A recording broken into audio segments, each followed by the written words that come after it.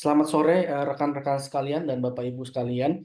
Jadi kesempatan kali ini saya coba menginformasikan dan memperkenalkan apa itu GoComet dan bagaimana kita membantu perusahaan-perusahaan besar secara global, multinational company ya, bagaimana mereka mendigitalisasi dan mengotomatisasi proses logistik di perusahaan mereka. Oke, nah sekilas tentang mengenai dari diri saya Randy William sebagai Enterprise Sales Manager dari PT GoComet ya, beserta dengan pengalaman saya jadi kurang lebih sekitar 13 tahun lebih sudah mengenyam pengalaman di dunia konsultasi, baik konsultasi logistik, HR, software dan sebagainya. Mungkin berikut ini ada rekan saya juga dari India ya, Mr. Kishan, maybe you can introduce yourself a bit. Go ahead. Hello, good afternoon to everyone. My name is Kishan. Randy William is part of my team. So I head the business for APAC and Middle East for GoComet. I've been working here for 3 years, but I had a professional experience of, this is my 15th year. I've worked across domains. I've helped companies in establishing communication solutions, digital payment solutions, and the last 6 years into supply chain technology. I've helped companies in digitizing first mile, mid mile, and last mile processes. Now with GoComet, helping customers in managing their multimodal logistics operations. I am currently based out of India, and I look forward to a lot of information sharing and exchange. Thank you. Thank you, Mr. Nishan. Ya, jadi ini agendanya ya. Jadi tadi sedikit perkenalan GoComet Introduction, Indonesia Market Landscape, GoComet Platform Suite, The Offering, and Customer Stories. Nah, sedikit perkenalan mengenai company GoComet ini. Jadi GoComet ini berdiri dari tahun 2018 ya. Kita membantu banyak perusahaan-perusahaan besar untuk mendigitalize dan mengotomatisasi proses-proses logistik. Di mana seperti yang kita ketahui bersama, banyak sekali kita melihat atau masih mungkin di perusahaan Bapak atau di perusahaan rekan-rekan masih yang banyak hal-hal yang dilakukan secara manual. Nah, itu coba kita solve, kita bantu, kita partnering ya, kita partnering dengan perusahaan tersebut untuk men-streamline proses logistik tadi. Bisa dilihat beberapa nama Unilever, Indorama, Honda, Vita Coco, Century Pacific, even Sinarmas juga berpartner dengan kita. Dan uniknya dan menariknya, kita tidak hanya berkolaborasi dengan manufacturer ya atau FMCG gitu ya, tapi kita juga didekati oleh perusahaan-perusahaan konsultan seperti PwC ya, PwC, McKinsey gitu dan sebagainya. Even freight forwarder pun juga kontak ke kita untuk data analitiknya. Nah, Nippon Express ya, freight system gitu dan sebagainya. Nah, itu secara high level bagaimana company ya. Nah, ini Indonesian Market Landscape. Saya melihat ya, rekan-rekan GoComet ini sudah melakukan research ya, sudah cukup lama. Jadi kita melihat nih, kalau saya bisa mulai dari yang paling kanan ini, kita seringkali mengalami yang namanya kalau dari kargo ya, kargo dari gudang mau ke port itu biasanya yang sering terjadi adalah macet ya, traffic, atau mungkin ada kejadian, atau mungkin ada insiden dan sebagainya. Nah, itu kita lihat sebagai suatu masalah di Indonesia ini. Selain itu juga dukungan infrastruktur yang belum cukup memadai. Nah, itu kita melihat di sana ya. Lalu yang menyebabkan 10% containers miss their vessels gitu loh. Alhasil import dual juga berperan juga di sini ya, import dual yang menyebabkan import dual kita makan waktu yang lama, 2 kali, bahkan bisa dibilang 2 kali ya. Kita punya datanya dari GoComet, kita punya datanya 2 kali import dual ketimbang competing ports yaitu Thailand, kira-kira seperti itu. Nah, kalau di tengah ini Bapak Ibu bisa melihat bahwa karena value time cost tadi itu cukup berpengaruh kepada perusahaan. Kita bicaranya time ya, time cost ini berpengaruh ke perusahaan, sehingga banyak sekali value excess of time ya. Jadi entah itu telat, entah itu fines atau denda, entah itu sanksi, nah itu termasuk di sana semua gitu ya. Jadi kalau rata-rata kita bisa melihat kalau harga barangnya sekitar 14.528, value of excess time itu kurang lebih 11% atau 10,6% tepatnya. Gitu ya. Nah, itu yang di tengah, lalu kita ke sebelah kirinya, kita juga melihat regulasi. Secara regulasi pun type of cost-nya, tipe of cost-nya ini lebih banyak secara proporsional 70% adalah time cost. Ya, di mana kita ketahui bersama baik dunia logistik, baik dunia supply chain, time is matter, time is crucial, ya, di samping reliability dan cost, gitu ya. Tapi kita coba di sini melihat bagaimana secara regulasi dan secara fakta di lapangan waktu, ya, mungkin waktu untuk delivery ke customer, go to marketnya, waktu untuk manufacturing, production, ya, kita impor barang raw material, ya, ada telat dikit aja duit, gitu loh. Pasti ujung-ujungnya lah money, gitu loh. Ada cost yang dihasilkan. Kira-kira itu. Nah, itu problem statement yang coba kita sampaikan. Nah, ini saya coba jelaskan sedikit bagaimana secara platform GoCommerce ini bisa membantu mendigitalize, ya, proses dan value proposition-nya tentu seamless audit. Kita ready to audit. Artinya bagaimana? Artinya seluruh SOP yang dijalankan oleh perusahaan bisa kita implement di GoCommerce, ya, di GoCommerce seperti itu.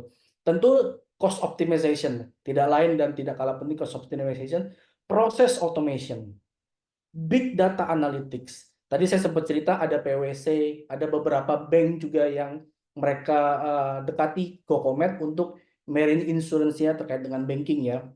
Baik, mereka ingin melihat histori ini perjalanan satu kapal, marine insurance-nya seperti apa, perjalanan historinya dari mana ke mana rutenya, sehingga mereka mau klaim insurance-nya, mereka butuh data. Nah, itu big data analytics juga kita berikan, kita juga punya, gitu loh. Time efficiency, semua AI, semua otomatis, ya, ada machine learning-nya juga ada, ya.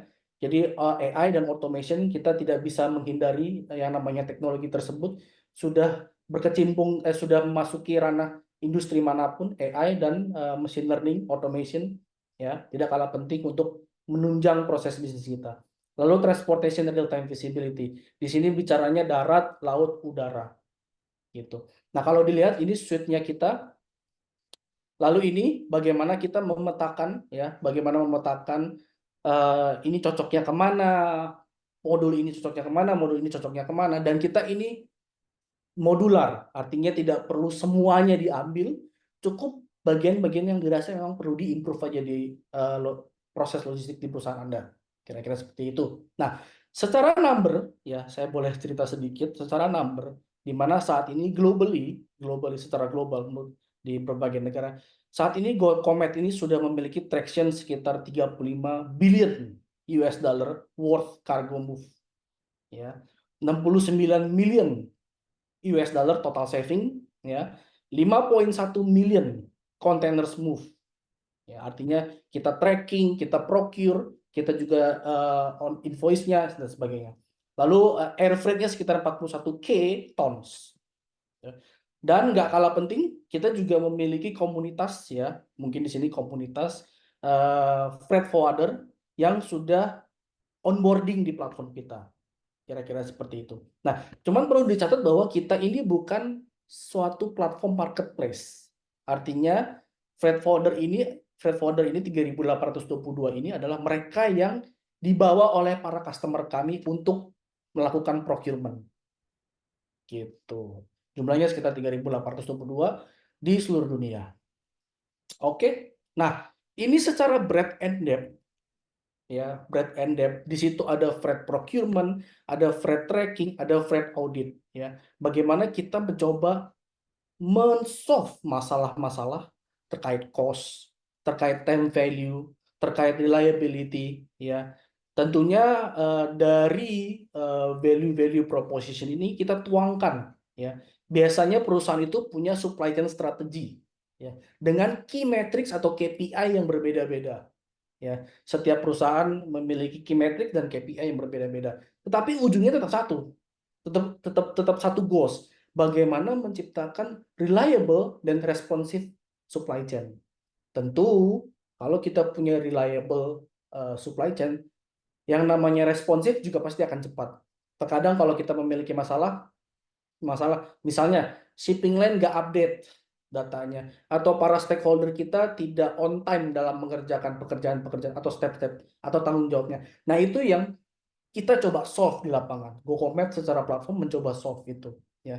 Jadi kita bisa bicara terkait cost, ya, melalui procurement kita, time value, ya, melalui tracking kita, dan workflow dispatch management kita, reliable selling schedule, access to richer data, logistic data, high quality visibility data di situ.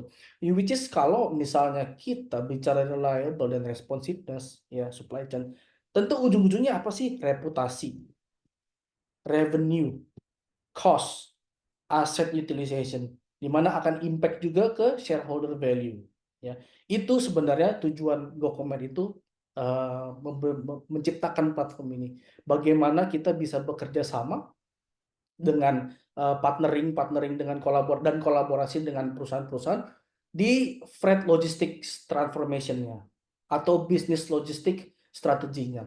Nah, di situ kita bisa diskusi, kita bisa bagaimana GoCommerce bisa bantu, ya, kira-kira seperti itu melalui digitalisasi.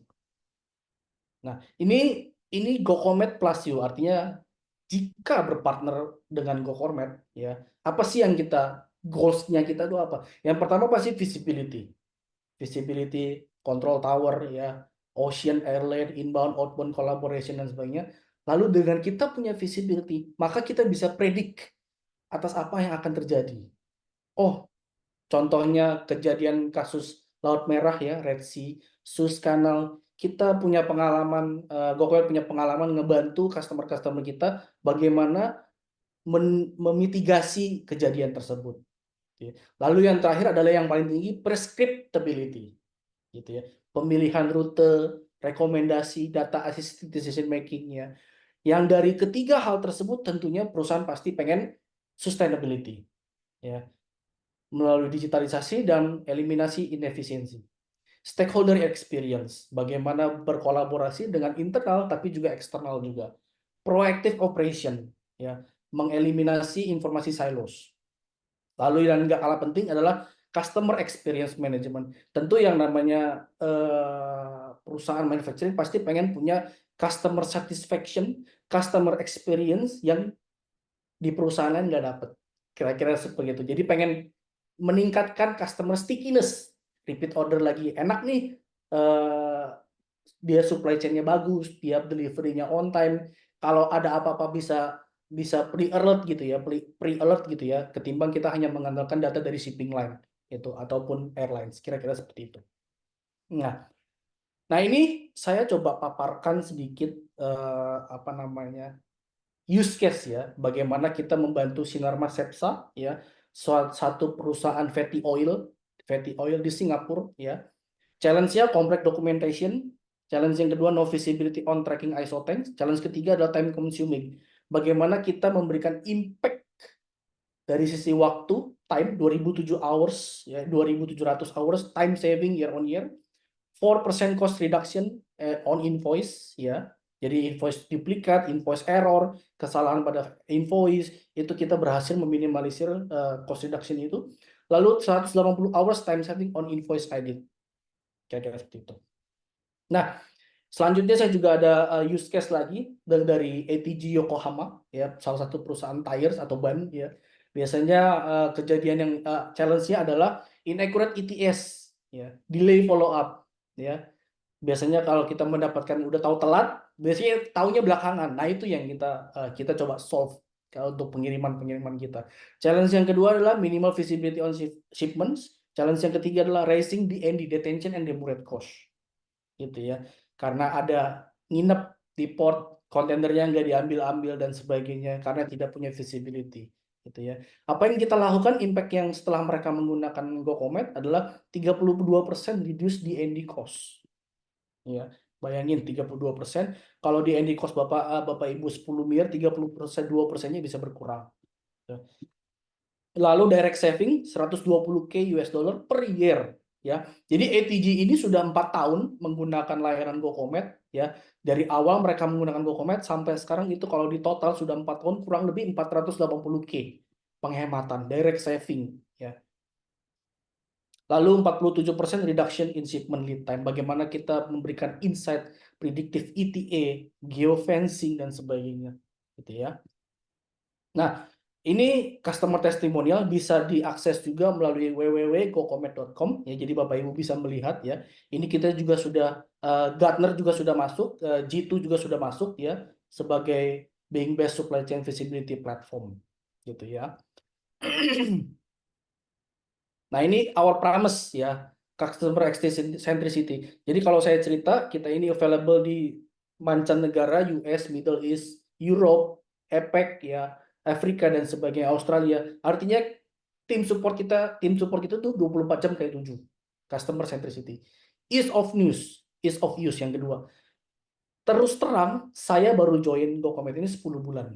Tapi saya sudah bisa pakai aplikasi platform GoCommerce ini hanya dalam waktu 2 bulan. Artinya saya ngerti, oh bagaimana cara melakukan ini. Jadi kemudahannya. Nah itu makanya kita masuk tadi G2 ya, G2 batch tadi ya. Seamless deployment. Kita sudah berulang kali melakukan implementasi yang notabene-nya paling lama itu 2 bulan. Paling lama. Kenapa 2 bulan? Ada integrasi, make sense gitu ya. Ada ketergantungan dengan pihak lain gitu, make sense jadinya. Tapi paling lama yang sudah pernah kita lakukan adalah 2 bulan. Dan itu setelah itu jalan operation luar biasa smoothnya gitu. Lalu bagaimana kita memberikan impact ya, cost optimization, increase visibility and compliance, reduction in errors dan collaboration and planning gitu. Nah, kira-kira secara high level begitu. Terima kasih. Mungkin kalau ada pertanyaan silakan. Baik, terima kasih Pak Randy atas presentasinya.